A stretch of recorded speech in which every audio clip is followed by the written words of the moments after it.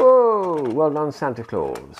Oh, Christmas time? Well, not really, but I do feel sometimes it's Christmas every day in Grand Illusions. We're playing with this sort of thing and being Santa's little helpers. But it did remind me that this was a Russian toy which I picked up about 20 years ago.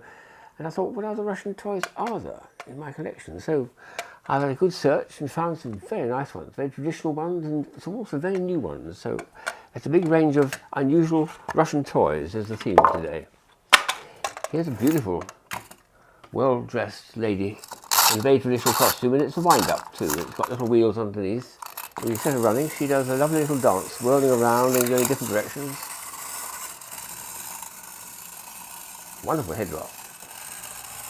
And also, I think when it's new, the head would wobble from side to side a bit better than that, but never mind. It's doing a nice job. And that was, again, from many, many years ago, a Russian wind-up toy, tin toy. And then there's the Matuschka Dolls. I have shown them recently, but I realised I'd overlooked these two, so I thought I'd better bring these out and demonstrate them. These are both families of 5, and they're very unusual. They wouldn't be Russian. They're obviously tipping the wink at the Russian invention, but every one of them comes apart very neatly into, you suddenly realise what you're looking at. You're looking at the court cards. Every one is a court card. There's the jack, the knave, the queen, and finally the ace. A nice little set, all fitting one inside the other, just like the Russian Matuschka dolls. And this lot here is a series of bandits, mafia. There's Giuseppe and Marco, and I don't know who else, all the other bandits from the Italian Alps, I expect. Nice one. And the last one, there's actually a little lady there. Perhaps she's the runner, or she's the mother of, or the daughter of, I don't know. Rather cute, isn't it? But anyway, a set of 5, both of them, consisting of just 5 members of a family. Nice one. Then there's these extraordinary inflatables. Now these are very strange because at the time I bought these, which is about 30 years ago, I was getting some lovely inflatables from Taiwan and China, made of plastic, very highly coloured, and these strange things made of rubber came out of Russia at the same time. I think I picked them up about 1981 from the Nuremberg Toy Fair, where they had a Russian agent for them. But what a strange set of materials. I suppose for very small children they wouldn't worry too much about the colour as long as they can touch and handle them. But very, very strange, and I've never seen them since. So inflatables from Russia. And I have to say, at the time I bought them, I put them into my case and I never blew them up. So this is the first time I've blown them up just to show you. Wonderful stuff.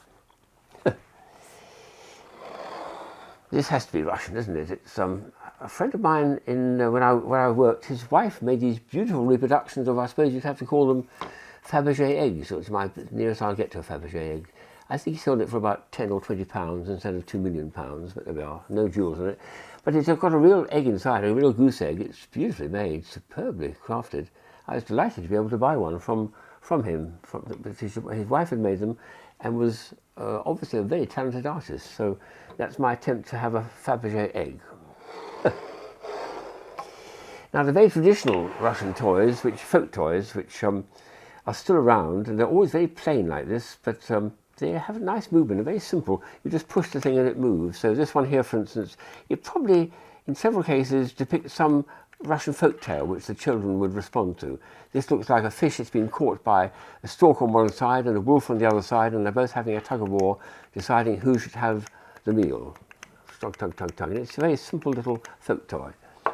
And another one here, which is just 2 pecking hens, really. It's a bigger one here, but this is they make a nice noise when they're going back and forward. Very simple. Almost nothing else to show. It's obviously made in Russia. Well, you can tell here because it says made in USSR just here. So they were made in Russia, and I acquired them something like 30 or 40 years ago. There's about 6 or 7 in the series, but I'm showing just 2. She started again. This is a funny one. I suppose it's a raccoon or something. Anyway, it's trying to get at the duck, and the duck keeps ducking away and disappearing out of the water in the pond he's in. That's a nice little depiction of something looking for a quick meal and not being able to get to it. And then, of course, the most famous of the lot is the Pecking Hens, which is superb. This one has got 5 strings, and 5 birds pecking away, and they each take their turn at the food on the ground, and they make a nice rhythmic sound. In each circle you get 5 quick notes formed. Lovely idea. There was another one actually in this series which I picked up about the same time, which was again a swinging arm. It's got only 3 strings. 2 of the strings help this little drummer, bear drummer, to perform. And the third one is his legs. So his friend is dancing, and that little movement of here makes his leg go up and down as if he's dancing and jigging with the time of the music or the rhythm. Very sweet little idea, that. And superbly made. This is Russia showing simple folk craft at its best, I think. Now there's a lovely one over here which is coming up to modern times. I picked this up only about 20 years ago. This is a depiction of a famous fairy tale, which I think many cultures have, of a chicken that lays a golden egg. Wow, what a thrill, and lovely Russian costumes. When you turn it over then, you get what's called a vanishing area paradox. You suddenly find their smiling faces are turned to sadness and woe because which way is that going? Like that, that's right. The golden eggs disappeared. Disaster, disaster. Look at them all bewailing. But, wait a minute. We've found it, a golden egg to put in it. And that, of course, came with the whole kit. So we can turn the whole thing over if you wanted to and make them look happy again. So it's a little way of getting across to children a famous tale about the hen laying golden eggs. Coming right up to date, I've come across a man about 30 years ago, and I meet him every year. In fact, I met him a couple of weeks ago, called Vladimir Krasnikov, who came up with some wonderful Russian, well, mostly puzzles, but here's the toys he invented first of all. They're called rattlebacks, and we've had them on our website for many years, although this is the very first version he made, which didn't have the turtles on it. It's just got little pieces which you turn around, and you can reverse the direction of the rattleback. And we produced that, I think, at a puzzle party we had up in Helsinki about 20 years ago. But he's better known for this one here, which is his wonderful Russian rattleback with the turtles, and this is something we've had for ages. Set it going the right way and it spins away, set it going the wrong way and it rattles. But this is probably the best version I've ever come across, and this one is going to do something quite extraordinary. I'll set it going the right way. Now what's going to happen is it slows down, it does start rocking, but from side to side, and then starts a little reversal that way. Let's try going the other way. It rattles, it reverses, and now it's rocking end to end, and it'll do a very slight reversal that way. So the best of them do about 3 or 4 reversals, and that's an example of one. He's done some beautiful ones. It's nice art too. He also, Vladimir, came up with this version here, which is a kind of twin-holed one. So that way it's very happy to go. Turn it back, it rattles. So it doesn't like going clockwise. Turn it over then, we've got a reversal. Now it doesn't like going anti-clockwise, but it will go clockwise. So a twin-holed one. Beautiful idea. The other stuff that he's produced over the years are some very, very fine puzzles, some of which we've had in our web shop for years. This one, the Bermuda Triangle, for instance, you have to rearrange the pieces in order to get the little triangle into the flat plate, into the little cavity there, and it does fit. There's actually very thin lines between them, which when rearranged will make a triangular space, but that's very subtle, and it takes a lot of effort to find it. And he's also made a series of beautiful wooden ones. This is one I don't think he actually sold on our website, but it comes apart, and it's quite a tricky thing then to put it all together again, because all the pieces, which are superbly crafted, very strange shapes, do actually fit together just one way and one way only. So he makes lots of wooden puzzles, and then he's also made a wonderful variety of plastic puzzles. This is just a tiny fraction of what he produced. So I'll show 2 of them, but he's made so many of these, it's unbelievable. I'm looking at about 5 or 6. He's made 50 or 60 of these. So this one, for instance, which is, I think, one of my favourites, it shows a little window here where pieces slide around, and by getting them, you should be able to get all those national flag signs. The Union Jack and the Stars and Stripes and the Japanese Rising Sun and so on. But you've got to turn it over this way here and get more.